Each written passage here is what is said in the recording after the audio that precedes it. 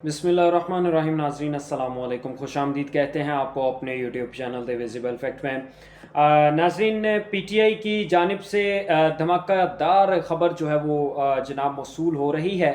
आज अलीमा खान साहिबा जो हैं वो इमरान खान से आज उनकी 3 माह के बाद मुलाकात हुई है और इस मुलाकात के बाद उन्होंने प्रेस कॉन्फ्रेंस की है।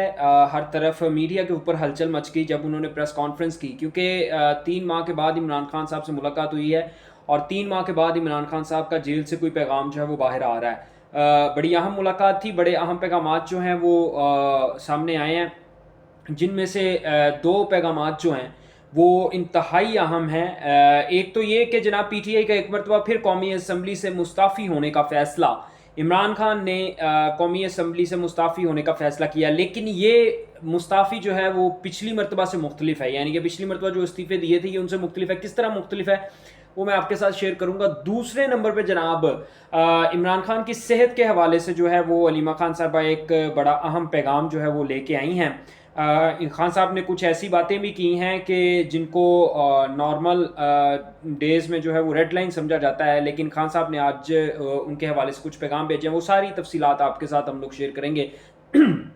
आज जनाब इमरान खान साहब की मुलाकात हुई है। अलीमा खान साहिबा और उनकी दीगर बहनें जो हैं वो खान साहब के साथ शामिल थीं। इसके अलावा सलमान अकरम राजा साहब जो हैं वो भी शामिल थे मुलाकात के अंदर। इमरान खान के वकला जो हैं बैरिस्टर सलमान सफदर, वो भी इस मुलाकात में शामिल थे। मुलाकात के बाद अलीमा खान ने प्रेस कॉन्फ्रेंस की है और उस प्रेस कॉन्फ्रेंस के अंदर अलीमा खान ने ये बात की कि इमरान खान ने पीटीआई के जितने मेंबरान हैं उनको कौमी असम्बली की कायमा कमेटियों से मुस्ताफ़ी होने का हुक्म दिया है।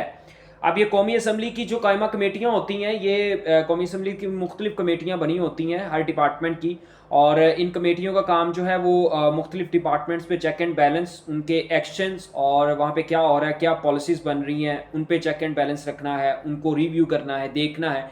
अगर उनमें कोई कमी कोताही है या कायमा कमेटी के सरबराह को लगता है कि इसके ऊपर कमेटी का इजलास होना चाहिए, बहस होनी चाहिए, पार्लिमान को या पार्लियामेंटेरियंस जो हैं उनको इसके ऊपर, इस इशू के ऊपर एड्रेस करना चाहिए, तो उस इदारे के सरबराह को बुला के उससे सवालात किए जाते हैं और उससे जवाबात मांगे जाते हैं। ठीक है, तो उन कायमा कमेटियों से मुस्ताफ़ी होने का हुक्म दिया है खान साहब ने। ये क्यों हुक्म दिया है, इसकी मेन रीज़न जो है वो ये है कि कायमा कमेटियों की एज सच कोई अथॉरिटी नहीं है। मतलब अगर कोई कानून बन गया है तो उस कानून को वो रोक नहीं सकते, सिर्फ उसको रिव्यू कर सकते हैं, उसके ऊपर तबसरा कर सकते हैं, अच्छा है बुरा है, या बड़ी बात हुई तो बुला के किसी वज़ीर को या डिपार्टमेंट के सरबराह को उसके ऊपर सवाल कर लेते हैं।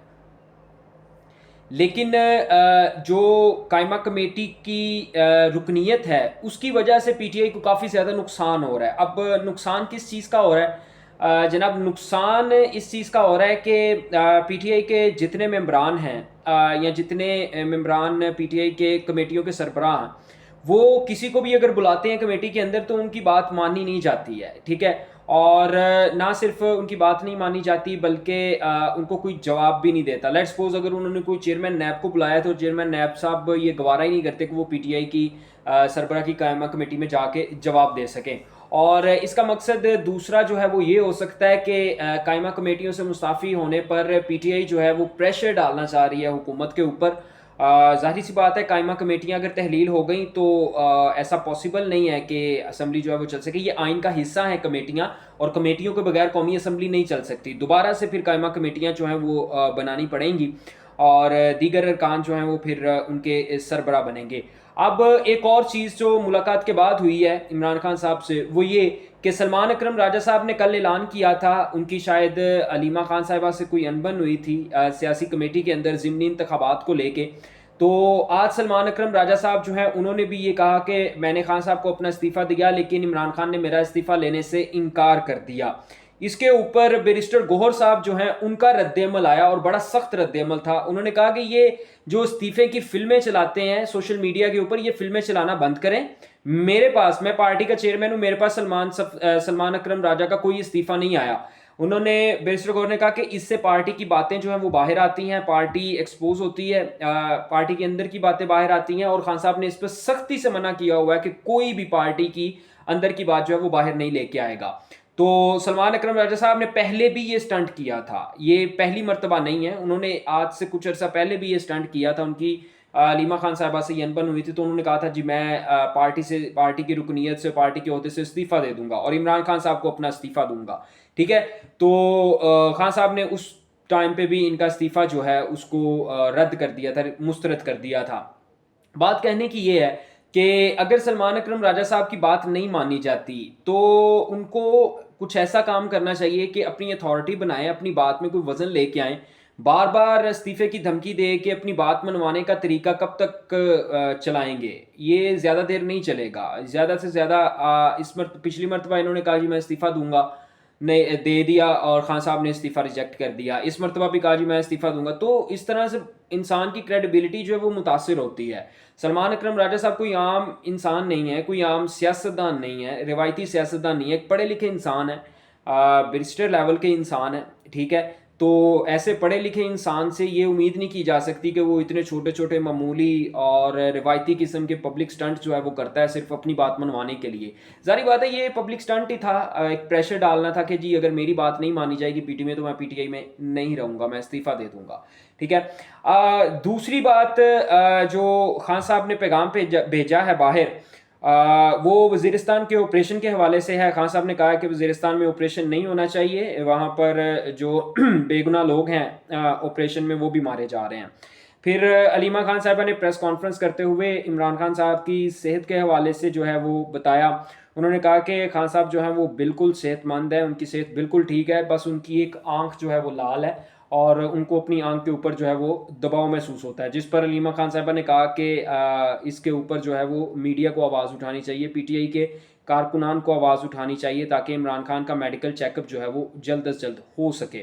تو یہ تھی ملاقات، 3 ماہ کے بعد جناب یہ ملاقات ہوئی ہے. اس سے پہلے ہر منگل کو جو ہے وہ علیمہ خان اپنی بہنوں سمیت اور کچھ کارکنوں سمیت جو ہے وہ اڈیالہ جیل کے باہر پہنچتی تھیں. وہاں پہنچ کے تمام دن انتظار کیا جاتا تھا. لسٹیں جو آلریڈی پہلے دی گئی ہوتی تھی وہ لوگ پہنچتے تھے لیکن انتظار کروایا جاتا تھا ان کو اور ان کی ملاقات نہیں کروائی جاتی تھی. مقصد صرف اور صرف ایک ہی ہے کہ جس دن خان صاحب کی ملاقات ہوتی ہے اور خان صاحب کا کوئی نہ کوئی پیغام آتا ہے اس دن میڈیا کے اوپر ہلچل ہونا شروع ہو جاتی ہے. اس دن جو ہے یہ نظام جو ہے اس کی بھی نظریں جو ہیں وہ میڈیا کے اوپر لگ جاتی ہیں کہ اب کون سا پیغام آیا، کیونکہ اسی پیغام کو فالو کرتے ہوئے پی ٹی آئی کارکنان کا رد عمل آتا ہے کہ انہوں نے کس طرح رسپانس کرنا ہے. انہوں نے کوئی احتجاجی ریلی نکالنی ہے یا انہوں نے کوئی ورڈس ایور انہوں نے پرامن رہنا ہے یا احتجاج کرنا ہے یا کس طرح سے اپنا ریکارڈ کروانا ہے احتجاج، اپنے جذبات کا اظہار کرنا ہے، وہ سب کا سب ڈیپینڈ کر رہا ہوتا ہے خان صاحب کے پیغام کے اوپر کہ خان صاحب کا پیغام کیا آیا. پھر اس کے اوپر جو ہے وہ پی ٹی آئی کے کارکنان اور پی ٹی آئی کے لیڈرز جو ہیں وہ رسپونڈ کرتے ہیں اور بڑے معاملات جو ہیں وہ پی ٹی آئی کے، ظاہر سی بات ہے پی ٹی آئی کا کوئی باہر لیڈر نہیں ہے تو وہ پی ٹی آئی کے حل ہو جاتے ہیں. اب تک کے لیے اتنا ہی، آپ سے ملاقات ہوگی اگلی ویڈیو میں. اللہ حافظ.